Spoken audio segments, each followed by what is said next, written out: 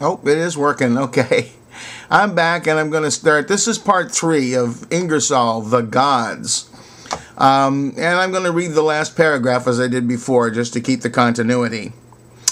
As long as man believes the Bible to be infallible, that book is his master.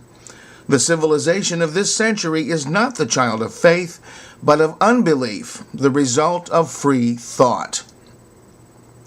All that is necessary, as it seems to me, to convince any reasonable person that the Bible is simply and purely of human invention, of barbarian invention, is to read it. Read it as you would any other book. Think of it as you would of any other.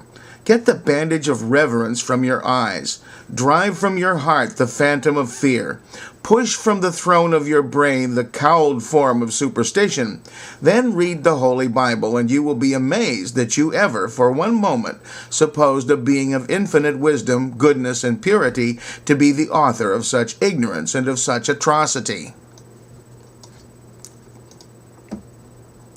Our ancestors not only had their god factories, but they made devils as well. These devils were generally disgraced and fallen gods. Some had headed unsuccessful revolts. Some had been caught sweetly reclining in the shadowy folds of some fleecy cloud, kissing the wife of the god of gods. These devils generally sympathized with man. There is, in regard to them, a most wonderful fact. In nearly all the theologies, mythologies, and religions, the devils have been much more humane and merciful than the gods. No devil ever gave one of his generals an order to kill children and to rip open the bodies of pregnant women. Such barbarities were always ordered by the god of gods. The pestilences that were sent by the most merciful gods, the frightful famine during which the dying child with pallid lips sucked the withered bosom of a dead mother, was sent by the loving gods. No devil was ever charged with such fiendish brutality. One of these gods, according to the account, drowned an entire world with the exception of 8 persons. The old, the young, the beautiful, and the helpless were remorselessly devoured by the shoreless sea. This, the most fearful tragedy that imagination of ignorant priests ever conceived, was the act not of a devil, but of a god, so-called, whom men ignorantly worship unto this day. What a stain such an act would leave upon the character of a devil! One of the prophets of one of these gods, having in his power a captured king, hewed him in pieces in the sight of all the people. Was ever any imp of any devil guilty of such savagery? One of these gods is supported to have given the following instructions concerning human slavery. If thou buy a Hebrew servant, 6 years shall he serve, and in the 7th he shall go out free for nothing. If he came in by himself, he shall go out by himself. If he were married, then his wife shall go out with him. If his master have given him a wife, and she have borne him sons or daughters, the wife and her children shall be her master's, and he shall go out by himself. And if the servant shall say plainly, I love my master, my wife, and my children, I will not go out free, then his master shall bring him unto the judges, and he shall also bring him unto the door, or unto the door post, and his master shall bore his ear through with an awl, and he shall serve him forever. According to this, a man was given liberty upon condition that he would desert forever his wife and children.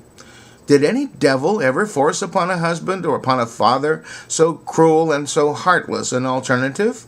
Who can worship such a god? Who can bend the knee to such a monster? Who can pray to such a fiend? All these gods threaten to torment forever the souls of their enemies. Did any devil ever make so infamous a threat? The basest thing recorded of the devil is what he did concerning Job and his family, and that was done by the express permission of one of these gods, and to decide a little difference of opinion between their serene highnesses as to the character of, quote, my servant Job, end quote. The first account we have of the devil is found in that purely scientific book called Genesis, and is as follows. Now the serpent was more subtle than any beast of the field which the Lord God had made. And he said unto the woman, Yea, hath God said, Ye shall not eat of the fruit of the trees of the garden? And the woman said unto the serpent, We may eat of the fruit of the trees of the garden, but of the fruit of the tree which is in the midst of the garden, God hath said, Ye shall not eat of it, neither shall ye touch it, lest ye die. And the serpent said unto the woman, Ye shall not surely die, for God doth know that in the day ye eat thereof, then your eyes shall be opened, and ye shall be as gods, knowing good and evil. And when the woman saw the tree was good for food, and that it was pleasant to the eyes, and a tree to be desired to make one wise, she took of the fruit thereof, and did eat, and gave also unto her husband with her, and he did eat. And the Lord God said, Behold, the man is become as one of us, to know good and evil. And now, lest he put forth his hand, and take also of the tree of life, and eat and live forever. Therefore the Lord God sent him forth from the Garden of Eden, to till the ground from which he was taken. So he drove out the man, and placed at the east of the Garden of Eden cherubim, and a flaming sword, which turned every way to keep the way of the tree of life. According to this account, the promise of the devil was fulfilled to the very letter. Adam and Eve did not die, and they did become as gods, knowing good and evil. The account shows, however, that the gods dreaded education and knowledge then just as they do now. The church still faithfully guards the dangerous tree of knowledge, and has exerted in all ages her utmost power to keep mankind from eating the fruit thereof. The priests have never ceased repeating the old falsehood and the old threat, Ye shall not eat of it, neither shall ye touch it, lest ye die. From every pulpit comes the same cry, born of the same fear, lest they eat and become as gods, knowing good and evil. For this reason, religion hates science. Faith detests reason. Theology is a sworn enemy of philosophy, and the church, with its flaming sword, still guards the hated tree. And, like its supposed founder, curses to the lowest depths the brave thinkers who eat and become as gods. If the account given in Genesis is really true, ought we not, after all, to thank this serpent? He was the first schoolmaster, the first advocate of learning, the first enemy of ignorance, the first to whisper in human ears the sacred word, liberty, the creator of ambition, the author of modesty, of inquiry, of doubt, of investigation, of progress, and of civilization. Give me the storm and tempest of thought and action, rather than the dead calm of ignorance and faith. Banish me from Eden when you will, but first let me eat of the fruit of the tree of knowledge. Some nations have borrowed their gods. Of this number, we are compelled to say, is our own.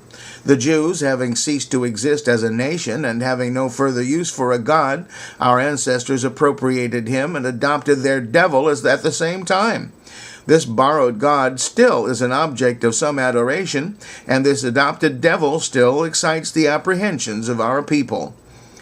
He is still supposed to be setting his traps and snares for the purpose of catching our unwary souls, and is still, with reasonable success, waging the old war against our God. To me it seems easy to account for these ideas concerning gods and devils. They are perfectly natural production. Man has created them all, and under the same circumstances would create them again. Man has not only created all these gods, but he has created them out of the materials by which he has been surrounded. Generally, he has modeled them after himself, and he has given them hands, heads, feet, eyes, ears, and organs of speech. Each nation made its gods and devils speak its language not only, but put in their mouths the same mistakes in history, geography, astronomy, and all matters of fact generally made by the people. No god was ever in advance of the nation that created him. I'm going to stop here and continue in part 4.